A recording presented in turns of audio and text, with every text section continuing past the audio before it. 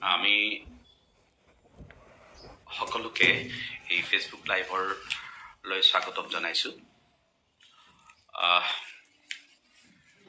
আজি এই ফেচবুক লাইভৰ জৰিয়তে দুটামান বিশেষ কথা প্ৰকাশ কৰাৰ উদ্দেশ্যে ফেচবুক লাইভলৈকে আমি আহিছো। আপোনালোকে সকলোৱে জানে যে অসম ৰাজ্যিক প্ৰাথমিক শিক্ষক সন্মিলনীৰ উদ্যোগত কাইলৈ ৰাজ্যখনৰ বিভিন্ন মহকুমাৰ ১৪২টা পৰীক্ষা কেন্দ্ৰত প্ৰজ্ঞান প্ৰতিভা সন্ধানী পৰীক্ষা অনুষ্ঠিত হ'ব। ৰাজ্যিক সন্মিলনীয়ে ২০০৪ চনতেই ডক্টৰ ভৱেন্দ্ৰনাথ শইকীয়া ছাৰৰ পৰামৰ্শৰ ভিত্তিত সফুৰা আলোচনীৰ সহযোগত সন্মানীয় ধীৰাজ গোস্বামীদেৱৰ সহযোগত আৰু প্ৰত্যক্ষ নেতৃত্বত অসম ৰাজ্যিক প্ৰাথমিক শিক্ষক সন্মিলনীয়ে সফুৰা বৃত্তি পৰীক্ষা আৰম্ভ কৰিছিল। ২টা বছৰ সেই সফুৰা বৃত্তি পৰীক্ষা সুকলমে পৰিচালনা কৰাৰ পিছত বিভিন্ন কাৰণত সফুৰা বৃত্তি পৰীক্ষাত অসম ৰাজ্যিক প্ৰাথমিক শিক্ষক সন্মিলনীৰ যি পৃষ্ঠপোষকতা আছিল সেই পৃষ্ঠপোষকতা এৰিব লগা হৈছিল। আৰু আমি তেতিয়াৰে পিছৰে পৰা মাজত প্ৰায় ২০ বছৰ কাল ৰাজ্যিক সন্মিলনীয়ে প্ৰতিভা সন্ধানী পৰীক্ষা বা বৃত্তি পৰীক্ষা প্ৰত্যক্ষভাৱে অনুষ্ঠিত কৰা নাছিল যদিও অসমৰ বিভিন্ন মহকুমাই গুৱাহাটী, ডিব্ৰুগড়, যোৰহাট, লখিমপুৰ, উত্তৰ লখিমপুৰকে ধৰি বিভিন্ন মহকুমাই ব্যক্তিগত উদ্যোগত মহকুমা ভিত্তিত এই পৰীক্ষা অনুষ্ঠিত কৰি আহিছিল। ২০২৪ চনত উত্তৰণ গোষ্ঠীৰ জৰিয়তে পুনৰবাৰ ৰাজ্যিক সন্মিলনীয়ে উত্তৰণ বৃত্তি পৰীক্ষা এটাৰ আয়োজন কৰিছিল। আৰু এই বছৰ কোনো বেলেগ সংগঠনৰ বা বেলেগ শৈক্ষিক গোটৰ সহায় নোলোৱাকৈ এই বছৰ প্ৰথমবাৰৰ বাবে অসম ৰাজ্যিক প্ৰাথমিক শিক্ষক সন্মিলনীয়ে নিজস্ব উদ্যোগত প্ৰজ্ঞান প্ৰতিভা সন্ধানী পৰীক্ষা অনুষ্ঠিত কৰিছে। ৰাজ্যৰ ২৯টা মহকুমাৰ ১৪২টা কেন্দ্ৰত ১৮,২৩২ গৰাকী শিক্ষাৰ্থীয়ে এই পৰীক্ষাত অংশগ্ৰহণ কৰিব। ১৭,৪০৫ গৰাকী অসমীয়া মাধ্যমৰ, ৩৩১ গৰাকী বড়ো মাধ্যমৰ, ৪০৬ গৰাকী বঙালী মাধ্যমৰ আৰু হিন্দী মাধ্যমৰ ৩১ গৰাকী শিক্ষাৰ্থীয়ে এই পৰীক্ষাত অংশগ্ৰহণ কৰিব। আমি সকলো পৰীক্ষাৰ্থীকে শুভেচ্ছা জনাইছো। আৰু এই পৰীক্ষা কেন্দ্ৰসমূহত নিয়াৰিকৈ পৰীক্ষা পৰিচালনা কৰিবৰ কাৰণে ইতিমধ্যে দায়বদ্ধ হৈ থকা সমূহ শিক্ষাগুৰুক আমি শুভেচ্ছা জনাইছো। তেখেতসকলেও এই গোটেই দায়িত্ব সুকলমে সুন্দৰভাৱে পালন কৰক আৰু এটা সুন্দৰ পৰীক্ষা অনুষ্ঠিত হওক। আৰু আমি এই পৰীক্ষাৰ ফলাফল ২ মে তাৰিখে ঘোষণা কৰাৰ বাবে আমি ইতিমধ্যে সিদ্ধান্ত গ্ৰহণ কৰিছো। আৰু আমি নিশ্চিতভাৱে সকলো শিক্ষাৰ্থীৰ বহি মূল্যায়নৰ পিছতে আমি ২ মে তাৰিখে পৰীক্ষাৰ ফলাফল ঘোষণা কৰিম। আৰু ইয়াৰ বাবে নিৰ্ধাৰণ কৰা যিসমূহ বঁটা আমি ইতিমধ্যে মাননীয় শিক্ষামন্ত্ৰী ডাঙৰীয়াক আমি অনুৰোধ জনাইছো। তেখেতৰ শ্ৰী হাতেৰে আমি দ্বিতীয় বছৰৰ বাবেও এই বঁটাসমূহ প্ৰদান কৰিম। তেখেতে ইতিমধ্যে আমাক কথা দিছে, যদিহে একো বিশেষ অসুবিধা নহয় তেখেতে আমাৰ বঁটা বিতৰণী সভাৰ তাৰিখ নিৰ্ধাৰণ হ'লে তেখেতে উপস্থিত থাকিব। বিগত বছৰতো মাননীয় শিক্ষামন্ত্ৰী মহোদয়ে তেখেতৰ শ্ৰী হাতেৰে এই বঁটাসমূহ প্ৰদান কৰিছিল। আমি সমূহ পৰীক্ষাৰ্থীলৈ এই শুভেচ্ছা জনাই আৰু ৰাজ্যখনৰ সকলো শিক্ষক শিক্ষয়িত্ৰীয়ে কৰা সহযোগিতাৰ বাবে ধন্যবাদ জনাইছো। আৰু প্ৰজ্ঞান প্ৰতিভা সন্ধানী পৰীক্ষাৰ বাবে সকলোৰে সফলতাৰে এই কাম সম্পন্ন কৰাৰ আশাৰে সকলোকে শুভেচ্ছা জনাইছো। দ্বিতীয় এটা প্ৰসংগ এই লাইভৰ জৰিয়তে মই উপস্থাপন কৰিব বিচাৰিছো। ব্যক্তিগতভাৱে বিভিন্ন গৰাকী শিক্ষাগুৰুৱে টেলিফোন আদিৰ যোগেৰে নিজস্ব কিছুমান অসুবিধা সুবিধাৰ কথা আমাক অৱগত কৰে। যিসকল দায়িত্বত থাকে তেখেতসকলক সদস্যসকলে নিশ্চিতভাৱে এই সমস্যাসমূহ অৱগত কৰিব আৰু অৱগত কৰাটো উচিত। কিন্তু বিষয়টো এনেকুৱা যে যিকোনো এটা সংগঠনৰ, বিশেষকৈ চৰকাৰী কৰ্মচাৰী সংগঠনৰ দায়িত্বত থকা ব্যক্তিসকল সেই একেটা বিভাগৰে একোজন কৰ্মচাৰী বা শিক্ষক। গতিকে শিক্ষক হিচাপে বা কৰ্মচাৰী হিচাপে সেই ব্যক্তিজন যিজনৰ সমস্যা হৈছে সেইজনৰ সমান, একো বেলেগ নহয়। মই নিজকে ৰাজ্যিক সন্মিলনীৰ সম্পাদক হিচাপে দায়িত্বত আছো যদিও ময়ো এজন সহকাৰী শিক্ষক আৰু অভিযোগ কৰাজনো সহকাৰী শিক্ষক বা সমস্যাটো কোৱাজনো সহকাৰী শিক্ষক। কিন্তু এই সমস্যাটো আমালৈ যে লৈ আহে ইয়াৰ কাৰণ এটাই, সেইটো হ'ল যে আমি সংগঠনটোৰ দায়িত্বত আছো আৰু নিশ্চিতভাৱে সেই দায়িত্ব পালনৰ বাবে সেই সমস্যাত ভুক্তভোগীজনৰ সহায় কৰাটো বা সেই সমস্যাটো সমাধান কৰি দিয়াটো চেষ্টা কৰাটো আমাৰ নৈতিক দায়িত্ব আৰু তাত আমি কেতিয়াও পিছপৰা নাই বা পিছ নপৰো। কিন্তু কথাটো হ'ল যে আমালৈ যে বাৰ্তাটো আহে, এয়া আহে সাংগঠনিক দায়িত্ব থকা বাবেহে আহে। তেনেহলে সাংগঠনিক শৃংখলাটোতো আমি মানি চলিব লাগিব নে নালাগিব? এতিয়া ধৰা হ'ল যিকোনো এখন জিলাৰ যিকোনো এটা শিক্ষা খণ্ডৰ অন্তৰ্গত এগৰাকী শিক্ষকে ব্যক্তিগত সমস্যাটো প্ৰত্যক্ষভাৱে ৰাজ্যিকৰ সম্পাদকলৈ বা ৰাজ্যিকৰ সভাপতিলৈ বা ৰাজ্যিকৰ এজন বিষয়ববীয়ালৈ উপস্থাপন কৰি দিয়াৰ অৰ্থটো হ'ল এইটো যে তেওঁ নিজৰ মহকুমাটো বা নিজৰ শিক্ষা খণ্ডৰ সেই সংগঠনটোৰ নেতৃত্বক অৱমাননা কৰা। আৰু এইটো দেখা গৈছে যে বহুতে নিজস্ব সমস্যাটো ক'বৰ বাবে আমাক যোগাযোগ কৰিবলৈ আমাৰ ফোন নম্বৰটো বা আমাৰ হোৱাটছআপত মেছেজটো দিবলৈ যিমান ইচ্ছুক হৈ থাকে সিমানখিনি কিন্তু নিজৰ মহকুমাটোৰ বা ব্লক পৰ্যায়ৰ নেতৃত্বৰ ওচৰত দিবৰ কাৰণে ইচ্ছা প্ৰকাশ নকৰে। এয়া সাংগঠনিক শৃংখলাহীনতাৰ কথা। আমি সকলোকে অনুৰোধ কৰিম, সকলোৰে সমস্যাটো সাংগঠনিকভাৱে ৰাজ্যিক পৰ্যায়লৈকে লৈ অহাৰ ব্যৱস্থা কৰাৰ কাৰণে মই অনুৰোধ জনাইছো। কাৰণ অসম ৰাজ্যিক প্ৰাথমিক শিক্ষক সন্মিলনী এটা গণতান্ত্ৰিক সংগঠন। এই সংগঠনটোৰ এটা শৃংখলা আছে। 1949 চনৰ পৰা আজি 75 বছৰে এটা সংগঠন এনেই চলি থাকিব পৰা নাই। সংগঠনটোৱে শৃংখলা ৰক্ষা কৰাৰ বাবে কৰা প্ৰয়াস সকলো সতীৰ্থই, সকলো সদস্যই সহযোগিতা আগবঢ়াবলৈ মই সকলোকে অনুৰোধ জনাইছো। আপোনালোকৰ যিকোনো ধৰণৰ সমস্যা, এই সমস্যাখিনি নিজৰ মহকুমাৰ সভাপতি সম্পাদকৰ জৰিয়তে ৰাজ্যিকলৈ প্ৰেৰণ কৰাৰ যি ব্যৱস্থাৱলী, এই ব্যৱস্থাৱলী গ্ৰহণ কৰাৰ কাৰণে মই অনুৰোধ জনাইছো। নহলে সাংগঠনিক শৃংখলাটো ৰক্ষা নহলে পৰৱৰ্তী সময়লৈকে ই এটা বিশৃংখলতাৰ সৃষ্টি কৰিব। মই সকলোকে অনুৰোধ জনাইছো সকলোৱে সাংগঠনিক শৃংখলাটো ৰক্ষা কৰিব। বহুতে এটা প্ৰশ্ন সুধি থাকে, সেইটো হ'ল যে আমি যিকোনো সময়ত কেতিয়াবা লাইভলৈ আহিলে, আমি খুব কমকৈ লাইভলৈ আহোঁ, কেতিয়াবা লাইভলৈ আহিলে বা এনেও আমাক প্ৰশ্ন সুধি থাকে যে OPS সম্পৰ্কে আমি কি কৰিছো বা আমাৰ স্থিতি কি।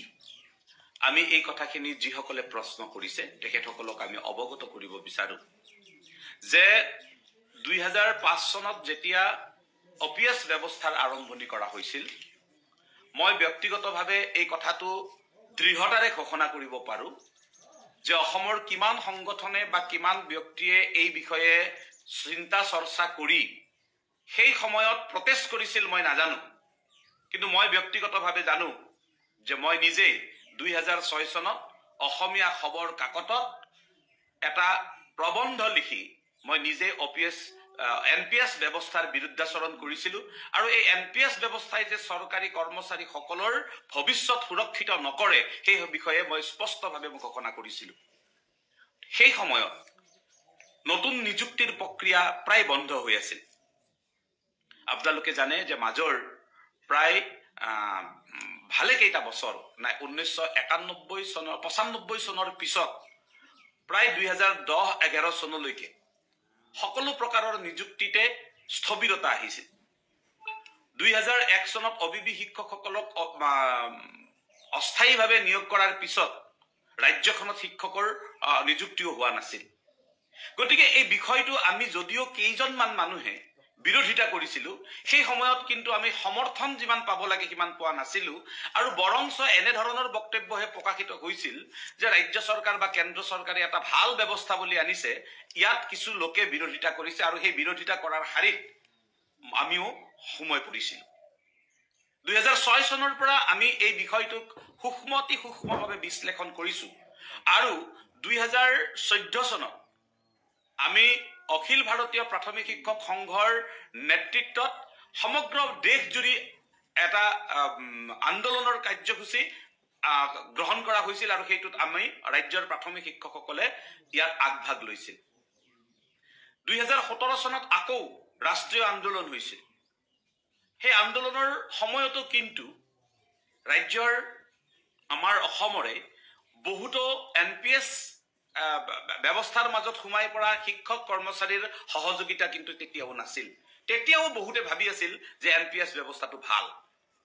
2020 চনত কোভিডৰ ঠিক আগে আগে অখিল ভাৰতীয় প্ৰাথমিক শিক্ষক সংঘৰ নেতৃত্বত নতুন দিল্লীত একেৰাহে এসপ্তাহ ধৰ্ণা কাৰ্যসূচী চলিছিল আৰু তাত আমি অসমৰ পৰা প্ৰায় 1000 শিক্ষক শিক্ষয়িত্ৰী আমি অংশগ্ৰহণ কৰিছিলোঁ। 2020 চনত কোভিডৰ ঠিক পিছৰ পৰা অসমত 2018 চনত আৰম্ভণি হৈছিল অন্যান্য কৰ্মচাৰীসকলে ইয়াৰ প্ৰতিবাদ কৰা আৰু 2020 চনৰ ডিচেম্বৰ মাহত NPS কৰ্মচাৰী সন্থাই এই বিষয়টোক আৰু অলপ তীব্ৰতৰ গতি দিয়াৰ বাবে প্ৰয়াস কৰিছিল।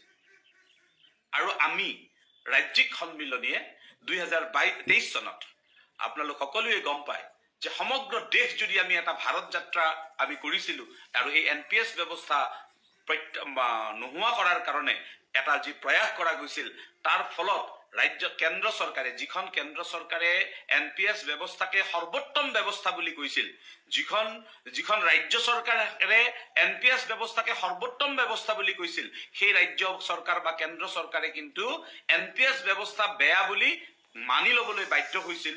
আৰু এই ভাৰত যাত্ৰাৰ পিছতে সমগ্ৰ দেশত হোৱা এটা অন্যান্য শিক্ষক কৰ্মচাৰীসকলৰ মাজত বা ৰেলৱে ডিপাৰ্টমেণ্টৰ কৰ্মচাৰীসকলৰ মাজতো হোৱা এটা প্ৰচণ্ড বিক্ষোভে ভাৰত চৰকাৰক NPS ব্যৱস্থাৰ বিৰুদ্ধে চিন্তা কৰিবলৈ বাধ্য কৰাইছিল।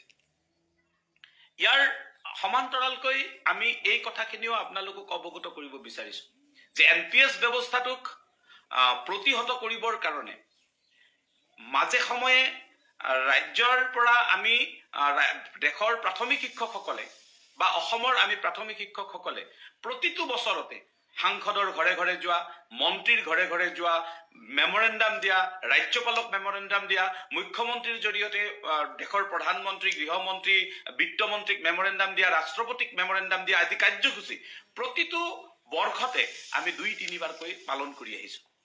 আমি এই কথাটো স্পষ্ট যে NPS ব্যৱস্থাই কেতিয়াও ৰাজ্যৰ শিক্ষক কৰ্মচাৰীক বা দেশৰ শিক্ষক কৰ্মচাৰীৰ মংগল সাধন কৰিব নোৱাৰে। আৰু ইতিমধ্যে এইটো প্ৰমাণিত হৈছে, কেন্দ্ৰীয় চৰকাৰে বাধ্য হৈছে যে এইটো ব্যৱস্থা বেয়া, যাৰ কাৰণে UPS ব্যৱস্থা আনিছে। UPS ব্যৱস্থাৰো আমি বিৰোধী, কিয়নো আমি জমা ৰখা যি ধনৰাশি, সেই ধনৰাশিৰ কোনো নিৰাপত্তাহীনতা আমি তাত দেখিছোঁ। সেয়েহে OPS ব্যৱস্থা পুনঃ প্ৰৱৰ্তন নোহোৱা পৰ্যন্ত ৰাজ্যৰ শিক্ষকসকলে আৰু দেশৰ শিক্ষকসকলৰ নেতৃত্বত উত্তৰ পূবৰ হৈ দায়িত্বত থকা হিচাপে মই আপোনালোকক এই কথাখিনি স্পষ্টভাৱে কৈছোঁ যে যেতিয়ালৈকে OPS ব্যৱস্থা ঘূৰি নাহে তেতিয়ালৈকে অখিল ভাৰতীয় প্ৰাথমিক শিক্ষক সংঘই এই সংগ্ৰাম কেতিয়াও নেৰে। কিন্তু আমাৰ এটা দৃষ্টিভংগী আছে যে কেৱল ৰাজ্য চৰকাৰে এই ব্যৱস্থাৱলীক পৰিৱৰ্তন কৰিবলৈ গ'লেও কিন্তু কেন্দ্ৰীয়ভাৱে যদি FDR এখন সংশোধন নহয় তেনেহ'লে নিশ্চিতভাৱে ইয়াৰ যি সুফল পাব লাগে আমি নাপাম। সেয়ে কেন্দ্ৰ চৰকাৰক আমি বাধ্য কৰাব লাগিব OPS ব্যৱস্থা পুনৰ প্ৰৱৰ্তনৰ বাবে, আৰু তাত এই যিখন সংগ্ৰাম, এই কষ্টকৰ সংগ্ৰামখনত সকলোকে সহযোগী হ'বৰ কাৰণে আমি আহ্বান জনাইছোঁ। নিশ্চিতভাৱে তৃতীয় প্ৰশ্নটো আজি কেইদিনমান ধৰি ৰাজ্যৰ যেতিয়া প্ৰাথমিক বিদ্যালয়ত প্ৰধান শিক্ষকৰ পদ সৃষ্টিৰ সংগ্ৰামখনে এটা মান্যতা পাবলৈ লৈছিল বা এটা মান্যতা পালে, সেই সময়তে আন এটা প্ৰসংগৰে আমাৰ কিছু সতীৰ্থই কিছু প্ৰশ্ন উপস্থাপন কৰি আছে। প্ৰথমতে এই কথাটো জনাওঁ যে যোৱাকালি আমি অসম ৰাজ্যিক প্ৰাথমিক শিক্ষক সন্মিলনীয়ে অসমৰ প্ৰায়সমূহ শিক্ষা খণ্ডৰ শিক্ষা বিষয়া কাৰ্যালয়ত বা প্ৰাথমিক শিক্ষা সঞ্চালকালয়ত আমি মিঠাই বিতৰণ কৰিছিলোঁ। এই কাৰণেই মিঠাই বিতৰণ কৰা গৈছিল যে প্ৰাথমিক বিদ্যালয়ত প্ৰধান শিক্ষকৰ পদ সৃষ্টিৰ ক্ষেত্ৰত অসম চৰকাৰ 50জন ছাত্ৰ ছাত্ৰী থকা বিদ্যালয়লৈকে হ্ৰাস কৰাৰ যিটো সিদ্ধান্ত, এই সিদ্ধান্তটোৰ কাৰণে আমি উৎফুল্লিত হৈছিলোঁ। এই কাৰণেই উৎফুল্লিত হৈছোঁ যে তাৰ অৰ্থ এইটো নহয় যে 50ৰ তলত ছাত্ৰ ছাত্ৰী থকা বিদ্যালয়সমূহত আমি প্ৰধান শিক্ষক বিচৰা নাই নেকি, কথাটো সেইটো নহয়। আমাৰ স্পষ্ট মত, বিদ্যালয় প্ৰাদেশিকৰণ এখন হবৰ কাৰণে যিমান সংখ্যক ছাত্ৰ ছাত্ৰীৰ প্ৰয়োজন সিমান সংখ্যক ছাত্ৰ ছাত্ৰী থকা প্ৰতিখন বিদ্যালয়ত প্ৰধান শিক্ষক দিব লাগিব। কিন্তু আমি উৎফুল্লিত হলো কিয়? এই কাৰণেই যে ৰাজ্য চৰকাৰৰ শিক্ষা বিভাগৰ বিষয়াসকলৰ জৰিয়তে কোৱা হৈছিল যে শিক্ষা অধিকাৰ আইনে হেনো 150জন ছাত্ৰ ছাত্ৰী থাকিলেহে বিদ্যালয়ত প্ৰধান শিক্ষক দিব দিছে। এই কথাটো ব্যাখ্যা কৰা হৈছিল আৰু আমি বাৰে বাৰে এই কথাটো বিৰোধিতা কৰি আছিলো যে শিক্ষা অধিকাৰ আইনে ক'তো কেতিয়াও প্ৰধান শিক্ষক নিযুক্তিৰ ক্ষেত্ৰত ছাত্ৰ ছাত্ৰীৰ সংখ্যাৰ কথা কোৱা নাই। RTE এক্টে যিখিনি কৈছে এইখিনি হ'ল পিপুল টিচাৰ্ছ ৰেচিঅ' কেনেকুৱা হ'ব। তাত কোৱা হৈছে যে 150জন ছাত্ৰ ছাত্ৰী থাকিলে প্ৰধান শিক্ষকজন কি হ'ব, এক্সট্ৰা হ'ব, তেওঁ PTR-ৰ ভিতৰত নাথাকিব। আৰু এই কথাটো আমি ৰাজ্য চৰকাৰক বুজাবলৈ সক্ষম হৈছিলোঁ। মাননীয় মুখ্যমন্ত্ৰী মহোদয়ক প্ৰতি কৰা আমি এই আবেদন, মাননীয় মুখ্যমন্ত্ৰী মহোদয়ে এই কথাখিনিৰ মান্যতা প্ৰদান কৰিছে আৰু 50লৈকে যিহেতু নামি আহিছে, আমি সেয়া আমাৰ RTE এক্ট সম্পৰ্কে আমাৰ ব্যাখ্যাৰ যি বিজয়, সেই বিজয়ৰ বাবেহে আমি মিঠাই বিতৰণ কৰিছোঁ। আমি এই কথাখিনি আপোনালোকক স্পষ্ট কৰি দিব বিচাৰিছোঁ যে যেতিয়ালৈকে প্ৰাদেশিকৰণ আইনে যিমান ছাত্ৰ ছাত্ৰী থাকিলে এখন বিদ্যালয় প্ৰাদেশিকৰণ কৰে সিমান ছাত্ৰ ছাত্ৰী থকা প্ৰতিখন বিদ্যালয়ত প্ৰধান শিক্ষকৰ পদ নিদিয়া পৰ্যন্ত এই সংগ্ৰাম অব্যাহত থাকিব। আৰু বাকী ৰাজ্য চৰকাৰে দিব খোজা সকলোখিনি সুবিধা, আজি 50লৈকে যিখিনি সুবিধা দিছে সেইখিনি আমি গ্ৰহণ কৰিম আৰু সেইখিনি গ্ৰহণৰ জৰিয়তে বাকীখিনিৰ কাৰণে আমি আগবাঢ়ি যাম। আৰু এটা প্ৰশ্নৰ কাৰণে বহুকেইজনে কৈছে যে 8700 প্ৰসংগ, এই প্ৰসংগটোক বহুতে আমি দেখিছোঁ যে অসম ৰাজ্যিক প্ৰাথমিক শিক্ষক সন্মিলনীক দোষাৰোপ কৰিব খোজে। বহুতে ক'ব খোজে যে অসম ৰাজ্যিক প্ৰাথমিক শিক্ষক সন্মিলনীত মানে ডিগ্ৰী পাছ মানুহ নাই, সেইসকলহে আছে যিসকল হায়াৰ ছেকেণ্ডাৰী পাছ। এনে ভ্ৰান্ত ধাৰণাৰে মই পৰা সকলোকে মুক্ত হ'বৰ কাৰণে প্ৰথমতে মই অনুৰোধ জনাইছোঁ। আৰু দ্বিতীয় কথা এটা মই ক'ব খুজিছোঁ, মোৰ কথা নহয়, এগৰাকী পণ্ডিতে কোৱা কথা এটা ক'ব খুজিছোঁ যে কেৱল মগজুৰে মানুহ শিক্ষক হ'ব নোৱাৰে, শিক্ষক হ'বৰ কাৰণে হৃদয়বান মগজুযুক্ত মানুহ হ'ব লাগিব। আৰু এই মগজুযুক্ত মানুহে কেতিয়াও আনৰ অন্তৰত আঘাত দিব পৰা কথা ক'ব নোৱাৰে। এই কথাখিনি প্ৰথমতে মই ব্যক্ত কৰাৰ পিছত 8700 প্ৰসংগত আৰু দুটা কথা আপোনালোকক অৱগত কৰিব বিচাৰিছোঁ। 8700 গ্ৰেজুৱেট গ্ৰেড পে মানে 8700 নহয়, এই কথাটো আমি সকলোৱে স্পষ্ট হোৱাটো উচিত। গ্ৰেজুৱেট গ্ৰেড পে মানে 8700ও হয়, 7400ও হয়, 6800ও হয়, 9100ও হয়, এই চাৰিওটা গ্ৰেজুৱেট গ্ৰেড পে। এতিয়া অসম চৰকাৰে যেতিয়া আমি 17 মাহ এই গ্ৰেজুৱেট গ্ৰেড পেৰ 8700ৰ স্লেবটো আমি লৈ আছিলোঁ, হঠাৎ কোনো উচ্চ শিক্ষানুষ্ঠানৰ চকু চৰহা কেইজনমান ব্যক্তিয়ে অসম চৰকাৰক অৱগত কৰিছিল, লিখিতভাৱে আবেদন জনাইছিল যে আমি LP স্কুলৰ শিক্ষকৰ সমানে কিয় গ্ৰেড পে পাম। আৰু তাৰ সেই আবেদনখনে আমাৰ কাৰণে কাল আছিল আৰু সেই আবেদনখনৰ বাবেই সমগ্ৰ বিষয়টো বন্ধ কৰি দিয়া হৈছিল ঠিক দুৰ্গা পূজাৰ সময়ত। আৰু তেতিয়া শিক্ষক শিক্ষয়িত্ৰীসকলৰ যিটো আমি হাহাকাৰত পৰিণত হৈছিলোঁ, সকলো শিক্ষকৰ দৰমহা বন্ধ হৈ যোৱাৰ সময়ত ৰাজ্য চৰকাৰৰ লগত আমি বহুবাৰ চেষ্টা কৰিছিলোঁ, এবাৰ দুবাৰ তিনিবাৰমান এই WT মেছেজৰ জৰিয়তে এবাৰ বন্ধ হয়, এবাৰ খোলাওঁ, এবাৰ বন্ধ হয়, পিছত আকৌ বন্ধ হৈ পৰিল। তাৰ পিছত আমি ৰাজ্য চৰকাৰক এই কথাটো পতিয়ন নিয়াব বিচাৰিছিলোঁ যে ষষ্ঠ দৰমহা আয়োগে যিহেতু এই শিক্ষকসকলক এই সুবিধাটো দিছিল, গতিকে এই সুবিধাৰ আধাৰত আমাক এই মানে ৮৭০০ টকাৰ গ্ৰেড পে আমাক দি থাকিব লাগিব। এতিয়া সেই সময়তে এই কথাখিনি আমি সকলোৱে জনাটো দৰকাৰ যে এই যে গ্ৰেজুৱেটসকলে প্ৰাথমিক বিদ্যালয়ত কৰ্মৰতা গ্ৰেজুৱেটসকলে আমি যে কিবা এটা পাইছোঁ, এই পোৱাটোৰ যিটো ইতিহাস, সেই ইতিহাসটো জনা দৰকাৰ। আপোনালোক সকলোৱে জানে, যদি কোনোবাই নাজানে তেনেহ'লে এইটো ইতিহাসৰ পাতত আছে, তথ্যগতভাৱে আছে। গতিকে এইটো সকলোৱে তথ্যটো চাই ল'লে গম পাব।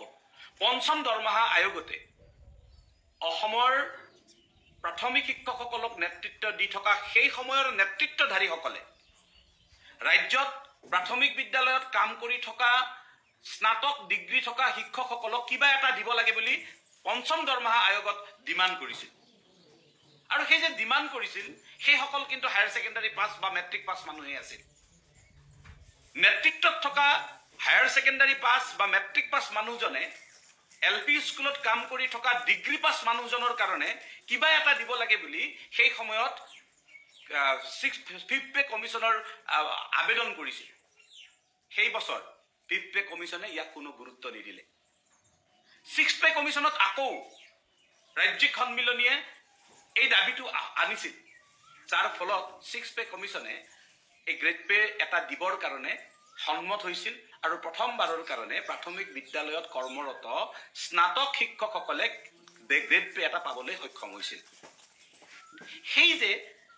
সেই সময়ৰ হায়াৰ ছেকেণ্ডাৰী পাছ বা মেট্ৰিক পাছ নেতৃত্বই ডিগ্ৰী পাছ মানুহখিনিৰ কাৰণে কৰা চিন্তাখিনি আজিৰ সময়ত যেতিয়া কোনোবাই কৈ দিয়ে যে হায়াৰ ছেকেণ্ডাৰী পাছ মানুহ থকা কাৰণে সন্মিলনীৰ মানুহে ৮৭০০ কৰিব নিবিচাৰে, এইটো আচলতে সেই সময়ৰ সেই নেতৃত্বত কৰা অপমান হয়। আমি অনুৰোধ কৰিছোঁ, বিষয়টো অত্যন্ত সংবেদনশীল, ইয়াৰ বাবে কৰিব লগা যুদ্ধখিনি আমি কৰিম।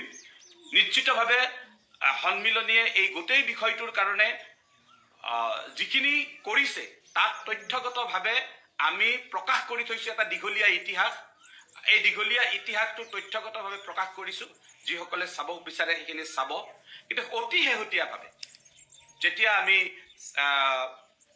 ৬,৮০০ গ্ৰেড পেৰে আমাক দৰমহা দিবলৈ চৰকাৰে WT মেছেজ যোগে এটা নিৰ্দেশ দিছিল, তেতিয়া আমি লগে লগে আদালতৰ ওচৰলৈ পাইছিলোঁ। আৰু আদালতৰ ওচৰ পোৱাৰ লগে লগে আদালতে আমাৰ পক্ষত ৰায় প্ৰদান কৰিছিল। সেই সময়ত অন্যান্য ২-এটা সংগঠনেও এই গোচৰটোত আছিল, কিন্তু আমি সন্মিলনীয়ে পতা গোচৰটোৰ লগত একেলগে আছিল। আৰু যেতিয়া আমি ৮৭০০ টকা দিবৰ কাৰণে চৰকাৰক নিৰ্দেশ দিছিল আদালতে, তেতিয়া চৰকাৰে গোচৰটো ৰিভিউ কৰিছিল আৰু তাৰ পিছতেই এনামলিজ কমিটিৰ ৰিপৰ্ট ওলাইছিল। আৰু যি ৰিপৰ্টত স্পষ্টভাৱে লিখি থৈ দিছে যে আমি কোনো সংগঠনৰ লগত আলোচনা কৰা নাই। তাৰ পিছতো বহুতেই এই কথাটো ক'ব খোজে যে সন্মিলনীয়ে হেনো আলোচনা কৰি এইটো গ্ৰেড পেটো মানে কৰ্তন কৰিছে। আমি সকলোকে অনুৰোধ কৰিছোঁ, এনামেলিজ কমিটিৰ ৰিপৰ্টখন আপোনালোকে পঢ়ি চাব।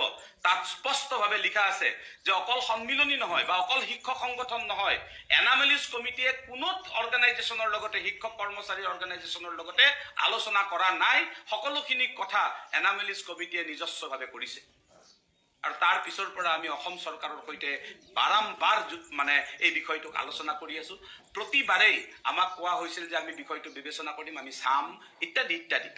কিন্তু অতি শেহতীয়াভাৱে যেতিয়া ২০২৩ চনৰ শেষৰ ফালে বিত্ত বিভাগে এই কথাখিনি আমাক যেতিয়া জনালে যে এইটো ফাইলটো যেতিয়া তেওঁলোকে নাকচ কৰি পুনৰবাৰ ঘূৰাই পঠালে, আমি আদালতলৈ যোৱাৰ সিদ্ধান্ত কৰিছিলোঁ আৰু ইতিমধ্যে আমি আদালতলৈকে গৈছিলোঁ। কিন্তু আমি আদালতলৈকে যোৱাৰ আগতেই অন্য এটা গ্ৰুপে এই বিষয়টো আদালতলৈকে লৈ গৈছিল ২০১৯ চনতে।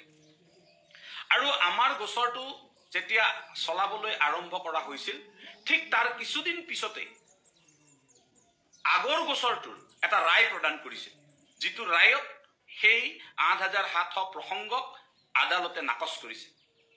আৰু পিছলৈ আমাৰ যিটো গোচৰ আছিল, আমাৰ গোচৰটো সেই আদালতৰ সেই গোচৰটোৰ আধাৰত না কৰি আমালৈকেও ৰিপৰ্ট আদালতৰ পৰা নিৰ্দেশনা আমি লাভ কৰিছোঁ।